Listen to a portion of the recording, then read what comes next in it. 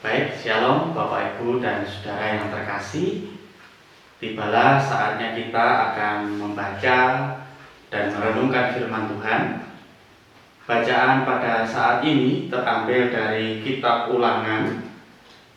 Kitab Ulangan pasal yang ke-31 ayat 14 sampai dengan 22. Yang demikian firman Tuhan. Kemudian berfirmanlah Tuhan kepada Musa, sesungguhnya sudah dekat waktunya bahwa engkau akan mati.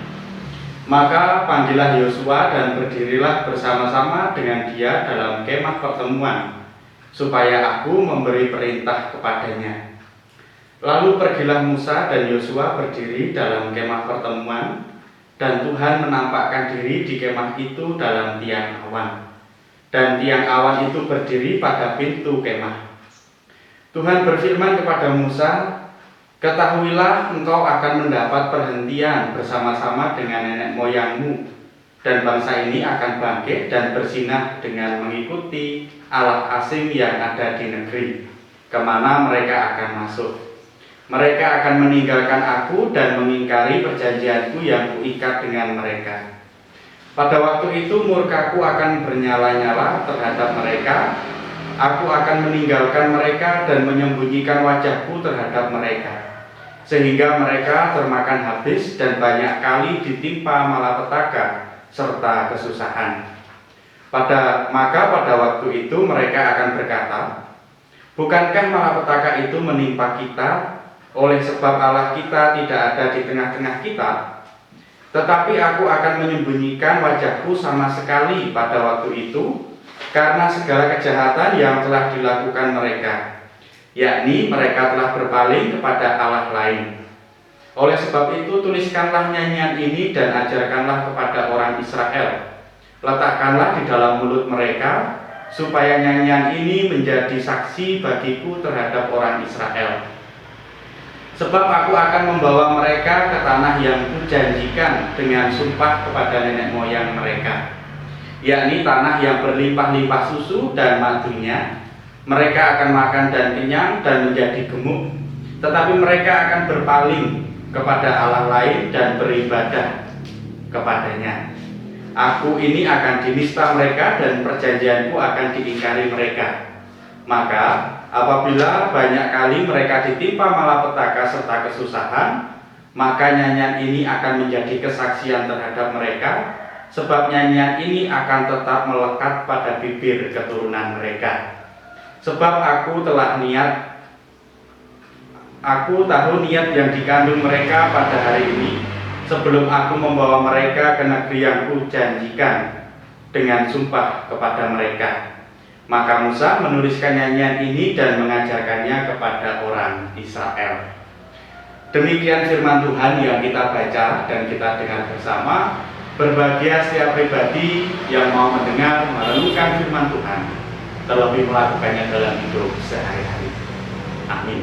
Bapak, Ibu, dan Saudara, ayat nats yang menjadi renungan kita pada saat ini terambil di ayatnya yang ke-19. Saya bacakan ulang yang demikian. Oleh sebab itu tuliskanlah nyanyian ini dan ajarkanlah kepada orang Israel. Letakkanlah di dalam mulut mereka, supaya nyanyian ini menjadi saksi bagiku terhadap orang Israel. Bapak, Ibu, dan Saudara yang terkasih, tentunya kita pernah mendengar atau mungkin ada yang hafal tentang peribahasa yang mengatakan demikian, buah jatuh tidak jauh dari pohonnya. Bapak, Ibu, dan Saudara, peribahasa ini paling tidak secara garis besar ingin menggambarkan bahwa seorang anak akan memiliki sifat yang tidak jauh beda dari yang dimiliki oleh orang tuanya atau lingkungan sekitar yang ada ketika ia tumbuh. Bapak, Ibu, dan Saudara, peribahasa ini juga dapat menggambarkan akan keberadaan bangsa Israel yang kita baca dalam perikop saat ini, di mana bangsa Israel yang sudah menjadi generasi yang kesekian melalui pimpinan dari Yosua ternyata memiliki sifat yang sama, memiliki watak, memiliki karakter yang sama, yang tidak jauh beda dari apa yang dimiliki oleh generasi Israel pada zamannya Musa. Nah, yang menarik Bapak Ibu dan Saudara yang terkasih, bahwa sifat yang demikian akhirnya juga membuat Tuhan melakukan atau memberikan sebuah peringatan, memberikan sebuah wejangan supaya bangsa Israel yang pada akhirnya nanti akan masuk ke tanah perjanjian itu benar-benar mengetahui bagaimana atau sejatinya watak dan sifat dari nenek moyang mereka. Nah, itulah yang menurun ke dalam sifat dari keturunan bangsa Israel di masa Yosua. Nah, Bapak Ibu dan Saudara yang terkasih, yang menarik lagi untuk kita renungkan bahwa kalau kita melihat lebih dalam, begitu luar biasa kasih Allah. Meskipun Tuhan Allah mengetahui bahwa bangsa Israel memiliki hati yang sedemikian, padahal itu belum terjadi, tetapi sudah mengetahui. Dalam kondisi yang seperti itu, Allah tetap memberikan pemenuhan janjinya, tetap memberikan tanah perjanjian kepada para penerus generasi saat itu, sehingga bangsa Israel tidak menjadi punah, bangsa Israel tidak hilang dari peradaban, dan mereka tetap ada merasakan janji Allah yang telah diberikan kepada nenek moyang mereka. Nah, Bapak Ibu dan Saudara yang terkasih, buah tidak jatuh jauh dari pohonnya. Memang kalau kita renungkan tidak 100% benar. Ada yang memang seperti itu, tetapi ada anak juga yang memiliki sifat yang berbeda dari orang tuanya. Akan tetapi inilah kenyataan, inilah realita, satu gambaran yang ada di dekat kita, dekat dengan kehidupan kita, baik persekutuan maupun keluarga.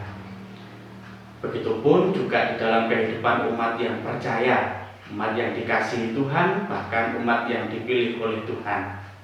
Kedengkian, kemurkaan, kedegilan hati yang dimiliki oleh nenek moyang bangsa Israel ternyata juga menurun kepada keturunan selanjutnya bagi bangsa Israel. Nah, Bapak Ibu dan Saudara yang terkasih, melalui renungan dan firman Tuhan saat ini, yang dapat kita pelajari bersama adalah yang pertama, mari kita memberikan teladan, mari kita memberikan pengajaran didikan yang baik untuk keturunan kita. Baik panjenengan yang saat ini sudah berusia lanjut maupun yang masih dewasa maupun yang masih pemuda, mari kita menjadikan teladan untuk keturunan kita, untuk generasi penerus kita sesuatu hal yang baik, sehingga ketika buah yang jatuh itu tidak jauh dari pohonnya, maka yang ditiru atau yang diturun itu adalah sesuatu yang baik dari diri kita. Lalu yang kedua adalah